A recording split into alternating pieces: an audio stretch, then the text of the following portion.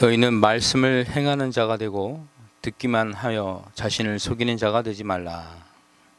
하나님, 저희들이 매일매일 말씀을 듣고 그 말씀 안에 거하게 하여 주시고 하루 종일 그 말씀을 묵상하며 정말 그러한가 상고하며 그 말씀대로 살아갈 수 있는 저희들 되게 하여 주옵소서. 특세를 통하여 잠자는 자들이 일어나게 하시고 하나님과의 관계, 형제들과의 관계를 믿음으로 회복되게 하심을 감사합니다. 주님께 헌금한 성도님, 하나님 주님께 나올 때 또 이렇게 감사의 예물을 드리게 하시니 감사합니다. 우리 마음 가운데 늘 감사와 기쁨이 넘치는 저희 성도님 다 될 수 있도록 복 내려 주시옵소서. 예수님 이름으로 기도합니다. 아멘.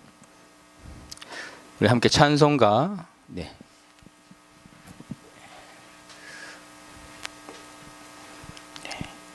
지금까지도 감사함으로 살게 하시고 앞으로도 감사함으로 살아가게 하실 주님께 감사합니다. 감사가 넘치는 예물 드리게 하시니 또한 감사합니다. 455장입니다.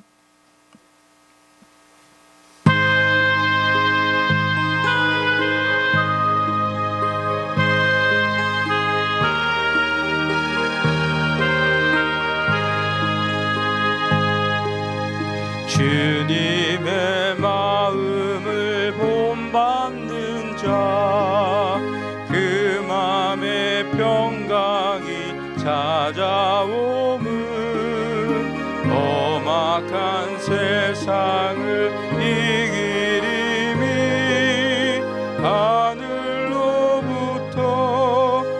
임함이로다. 살면서 그 거룩하신 나도 이루리. 주 모습 내리며 그 음성 내 귀에 안 들려도 내 영혼 날마다 주를 만나 신령한 말씀을 배우도다. 주님의 마음 본받아 살면서 그 거룩하신 나도 이루리.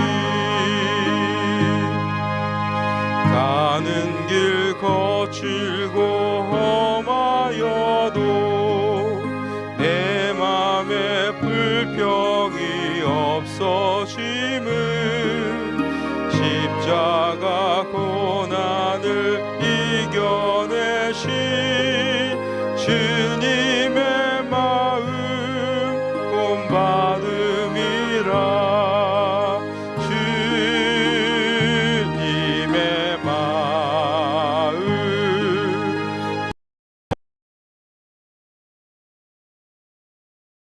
그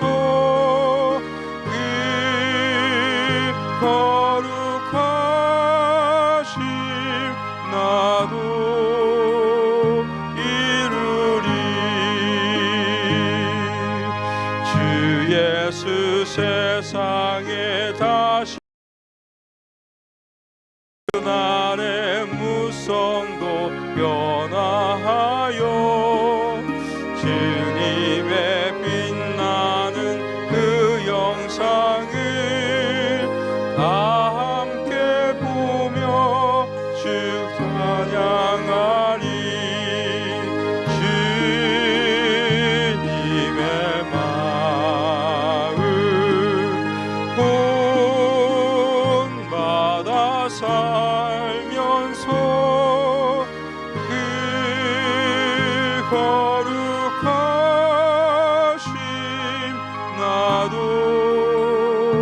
이루리.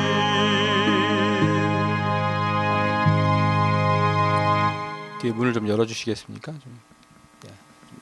한쪽만 이렇게 열어주시면 감사하겠습니다.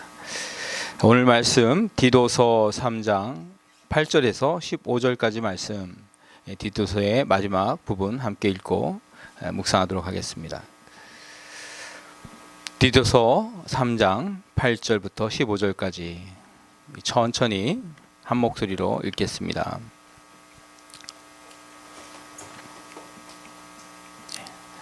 같이 읽습니다. 디도서 3장 8절 시작. 이 말이 미쁘도다. 원하건대 너는 이 여러 것에 대하여 굳세게 말하라. 이는 하나님을 믿는 자들로 하여금 조심하여 선한 일을 힘쓰게 하려 함이라. 이것은 아름다우며 사람들에게 유익하니라. 그러나 어리석은 변론과 족보 이야기와 분쟁과 율법에 대한 다툼은 피하라. 이것은 무익한 것이요 헛된 것이니라. 이단에 속한 사람을 한두 번 훈계한 후 멀리하라. 이러한 사람은 내가 아는 바와 같이 부패하여 스스로 정죄한 자로서 죄를 짓느니라. 내가 아데마나 두기고를 내게 보내리니 그때에 내가 급히 니고리로 내게 오라. 내가 거기서 겨울을 지내기로 작정하였노라. 율법교사 세나와 및 아볼로를 급히 먼저 보내어 그들로 부족함이 없게 하고 또 우리 사람들로 열매 없는 자가 되지 않게 하기 위하여 필요한 것을 준비하는 좋은 일에 힘쓰기를 배우게 하라. 나와 함께 있는 자가 다 내게 무난하니 믿음 안에서 우리를 사랑하는 자들에게 너도 무난하라. 은혜가 너희 무리에게 있을지어다. 아멘. 디도서는 참 짧은 편지입니다. 그래서 근데 디모데전서, 디도서 이런 책들을 목회 서신이라고 합니다. 그래서 이 편지는 특별히 교회의 지도자들, 목회자들에게 쓰는 편지라고 우리가 보기 때문입니다. 디도서 여러분 다 기억나십니까? 1장, 2장, 3장 내용들. 크레테라는 섬에서 목회하던 사도 바울이 이제 마게도냐로 가게 되면서 아직 좀 경험이 적지만 그래도 그것에 맡아서 목회를 할 디도를 남겨놓고 떠나게 되죠. 그리고 디도에게 이 목회 서신을 보냄으로써 목회할 때 이것들에게 좀 중점적으로 목회를 해라. 그 첫 번째 내용이 뭐였습니까?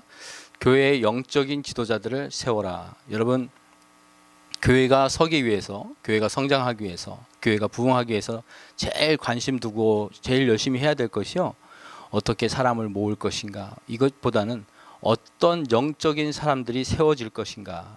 사람 세우는 일이 교회의 할 일인 줄 믿습니다. 그래서 목회자가 목회하는 것도 정말 중요하지만 후배 목사를 잘 키우는 것도 중요한 것 같아요. 그래서 사도 바울은 보니까 디모데나 디도나 아볼로나 각 지에서 선교할 수 있는, 사역할 수 있는 후배 목사님들을 다 세운 것을 볼 수 있습니다. 그리고 세운 것으로 끝나는 것이 아니라 그들을 위하여 계속 기도하죠. 찾아가고 또 권면하고 이 편지를 쓰는 것을 볼 수 있습니다. 우리 오늘 읽을 말씀 8절에 보니까 이 말이 미쁘도다 이렇게 시작합니다. 그래서 학자들은 이 말이 미쁘도다, 이 말이 앞에 구절과 연결된 거 아니냐?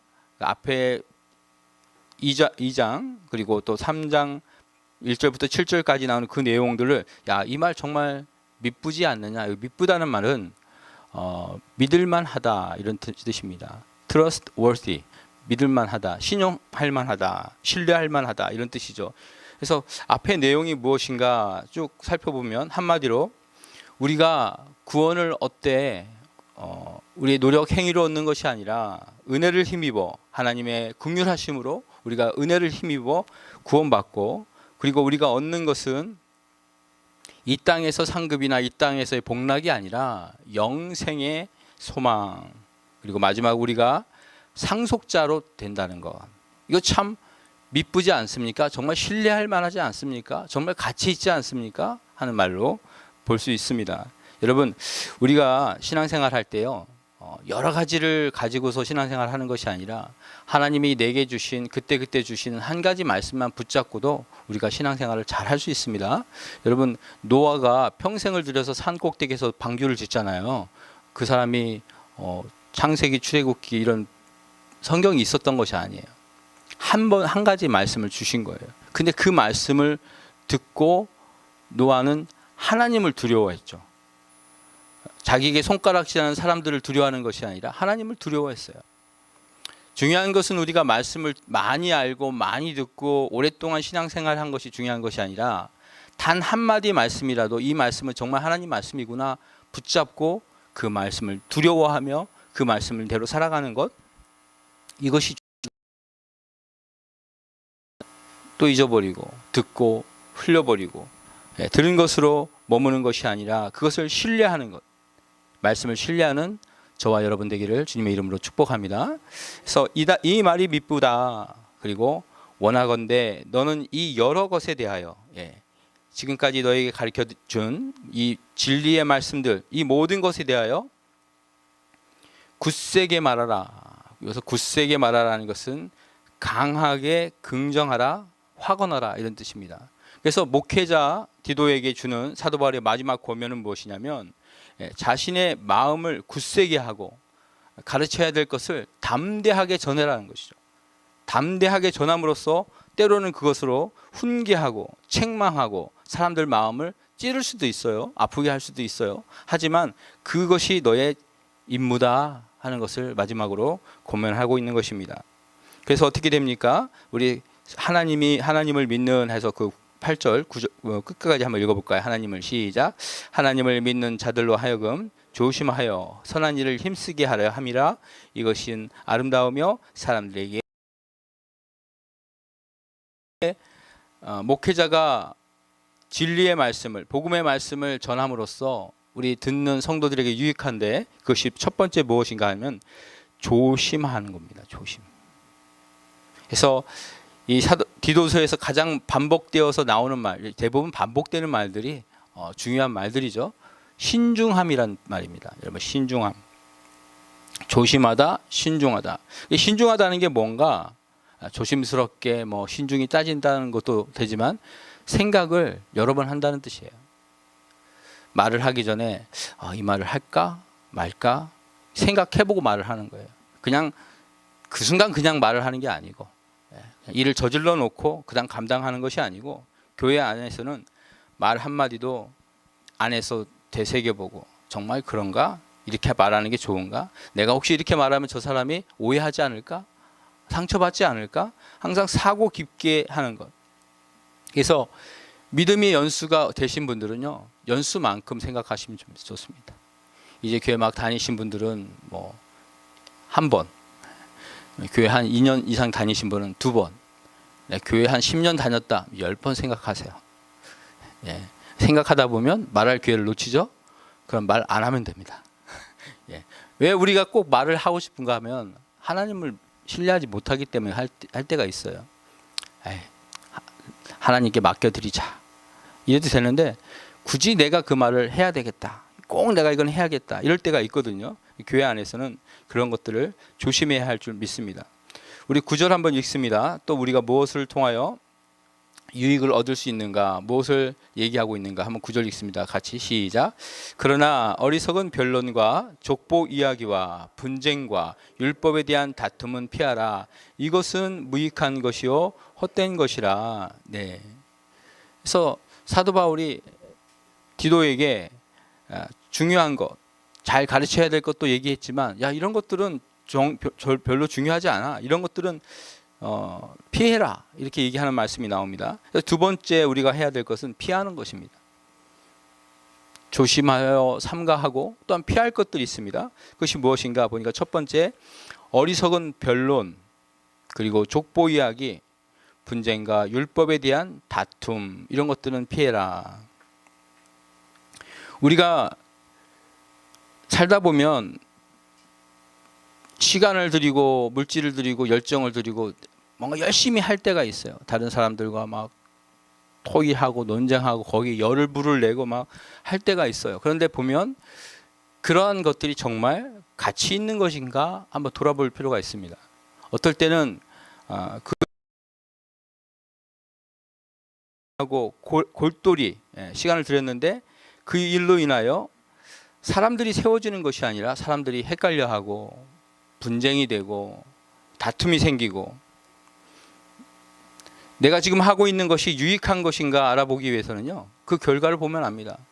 내가 그토록 열심히 했고 목소리를 냈고 오랜 시간 동안 사람들과 토의했지만 그 결과물로 결국 다툼이 일어났고 사람들이 떠나고 변론과 분쟁이 있었다면 그 일은 피했어야 하는 일이라는 겁니다. 오히려 사람들이 그 결과로 화목해지고 평화스럽고 친절해졌다. 그 마음이 열렸다. 그럼 그것은 선한 일이라는 것이죠. 그래서 무엇이 피해야 될 일인가? 첫 번째가 변론입니다. 변론. 이 변론이라는 것은 답이 없는 논쟁. 그래서 제가 이제 한국 오니까 어떻게 저를 아시는 분들이 저한테 이제 카톡을 보내세요. 그래서 카톡 내용을 이렇게 보면 어떤 동영상도 보내시고 뭐 하는데 이게 보니까 정치적인 내용도 보내시고 또 답이 없는 그런 것들을 보내세요. 그러니까 예를 들면 촛불이냐 태극기냐, 네, 아니면 동쪽이냐 서쪽이냐, 뭐가 맞느냐 이런 얘기죠. 이런 논쟁, 끝이 없는 논쟁, 영어로는 controversy, 끝이 없어요. 끝이 없어요. 한쪽 편을 들면 이쪽 편에서 이제 아우성을 치고 다른 편을 들면 다른 편이 아우성이 되는 거죠. 이게 그 정치적인 얘기들이 그럴 수 있겠죠. 또 교회 안에 많은 논쟁들이 없습니다. 그런 답이 없는 논쟁은요, 피해야 할 것이죠. 교회 안에서는요, 모든 것을 답을 얻으려고 하면 안 됩니다. 네. 그래서 우리 자주 인용하는 이제 칼빈 선생이 있거든요. 종교 개혁가 중에 칼빈 선생이 있는데 천재입니다. 천재. 그가 쓴 교리서는 아주 사람들이 쓸 수 있는 가장 위대한 업적을 남겼죠. 그런데 이 칼빈 선생이 성경 주석을 쓰는데요. 창세기부터 쭉 쓰다가 요한계시록 앞에 딱 멈추고 요한계시록에 대한 주석은 쓰지 않았어요. 왜 안 썼느냐? 모르겠다. 포기했어요. 여러분, 지금 오늘날 많은 학자들 가운데 사도 바울, 칼빈을 뛰어넘을 만한 학자가 많지 않습니다. 그런데 괜히 잘 모르겠는 거를 억지로 풀다가 잘못된 길로 빠지는 경우가 있다는 거예요. 그런 사람들이 바로 헛된 것, 분쟁, 율법 이런 것들을 하다 보면 결국 10절 말씀에 이단에 속한 사람들이 될 수 있어요. 이단이 다른 게 아닙니다. 진리에서 조금 왜곡하면 그게 이단이 되는 거예요. 거기서 많이 왜곡되면 사이비가 조심해야 합니다. 교회 안에서도 이단의 논쟁을 할 수 있기 때문입니다. 두 번째로 피해야 될 것이 뭡니까? 족보이네, 족보. 그래서 계속 묵상을 해봤어요. 족보? 왜 족보를 피해야 되지? 족보가 무슨 얘기일까? 당시 유대 사람들은요, 이 족보를 굉장히 중시 여겼어요. 여러분, 유대도 이스라엘 지역도 팔레스타인 지역도 아시아입니다. 문화권은 아시아권이에요. 그러니까 우리나라가 이게 가족들 중심 사회죠. 가계를 되게 중시 여기잖아요. 성씨를 되게 중요하게 여기잖아요. 내가 베냐민파다, 내가 유다파다, 내가 지금은 어떻게 됐을까요? 이스라엘이 여러 차례 포로기를 겪고 그 나라가 없어지면서 이제 지파 성씨가 없어졌어요. 일부 사람들은 자기가 무슨 파인지 알지만 대부분 모릅니다. 그렇죠? 근데 그런 것들을 교회 안에서도 따졌던 사람들이 있었던 것 같아요. 그걸로 인하여 분쟁을 일으키고, 그걸로 인하여 많은 사람들이 교회에서 다툼이 있었던 것 같습니다. 그래서 우리 교회 안에서는요, 이러한 답이 없는 논쟁은 피하는 교회가 될 줄 믿습니다. 그것이 지혜롭습니다. 우리 한번 11절 같이 읽습니다. 시작. 이러한 사람은 내가 아는 바와 같이 부패하여 스스로 정죄한 자로서 죄를 짓느니라. 그들은 이미 죄를 지은 것이다 하고 단언하고 있어요. 그래서 교회 안에서 따지고 논쟁하는 것을 사도 바울은 그냥 한마디로 그들은 이미 죄를 지은 것이다. 여러분, 이단들과 혹시 부딪힐 일이 있으시잖아요. 그러면 논쟁하고 싸울 필요가 없어요. 왜냐하면 그들은 그것을 가지고 철저히 훈련받고 그 부분만 달달달달 외우고 나온 사람들이기 때문에 우리가 이길 수가 없어요. 또 이긴다 한들 소용없습니다. 저도 이제 신학교 다닐 때는 이제 어린 마음에 이단들이 찾아오면 이거 잘 됐다 한번 혼내줘야지 하고서 막 싸웁니다. 싸워서 논쟁하고 성경을 들고 막 해서 이겼어요. 너무 좋은 거예요. 야, 드디어 이단 하나를 격파했구나. 다음 날 어떻게 됐을까요? 예, 2배로 옵니다. 2배로. 2배로 온 사람들을 붙잡아 놓고 또 얘기를 하잖아요. 그럼 잠깐 있어봐. 하여튼 다음 달에는 지부장을 데려오더라고요. 지부장, 더 높은 사람에서 이거는 끝이 없겠구나. 이 싸움은 허망. 그렇습니다. 그래서 이런 사람들은 어떻게 해요? 한두 번 권면하고 당신이 믿는 것이 성경적이 않습니다 하고 거기서 멈추라는 거예요. 그게 현명하다는 것입니다. 우리 맺은 말 12절부터 우리 마지막 절 말씀까지 다시 한번 읽어봅니다. 시작. 내가 아데마나 두기고를 내게 보내리니 그때 내가 급히 니고볼리로 내게 오라. 내가 거기서 겨울을 지내기로 작정하였노라. 율법교사 세나와 및 아볼로를 급히 먼저 보내어 그들로 부족함이 없게 하고 또 우리 사람들도 열매 없는 자가 되지 않게 하기 위하여 필요한 것을 준비하는 좋은 일에 힘쓰기를 배우게 하라. 나와 함께 있는 자가 다 내게 무난하니 믿음 안에서 우리 사랑하는 자들에게 너도 무난하라. 은혜가 너희 무리에게 있을지어다. 아멘. 요 맺은 말에서 우리가 볼 수 있는 것은 많은 사람들의 이름이 나오고 그들이 오고 가는 것을 볼 수 있습니다. 당신은요 어느 지역으로 요즘 같은 경우는 교통편이 워낙 잘 돼 있죠. 그래서 반대편도 하루 안에 가잖아요. 예.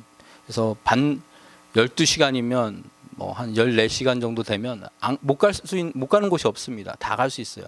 그러나 그때 당시는 이런 섬을 간다든지 배를 타고 어디를 간다는 것이 보통 일이 아닙니다.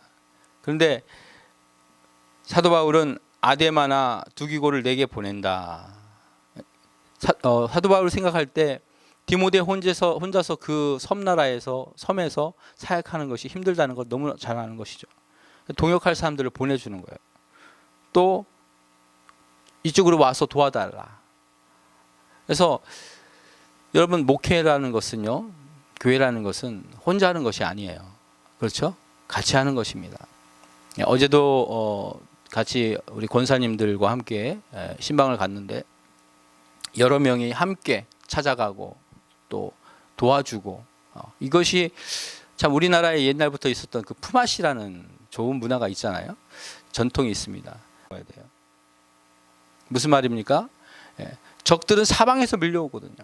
위에서도 오고 밑에서 오고 좌우로 옵니다.